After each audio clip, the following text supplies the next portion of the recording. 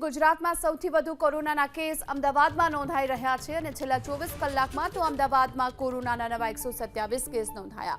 April 2023 બાદ પ્રથમવાર એક જ દિવસમાં કોરોનાના 100થી પણ વધુ કેસ નોંધાઈ ચૂક્યા છે અને છેલ્લે 20 એપ્રિલ 2023ના કોરોનાના 130 કેસ નોંધાયા હતા. નવા 127 કેસ સાથે શહેરમાં કોરોનાના કેસની સંખ્યા 686 પર પહોંચી છે.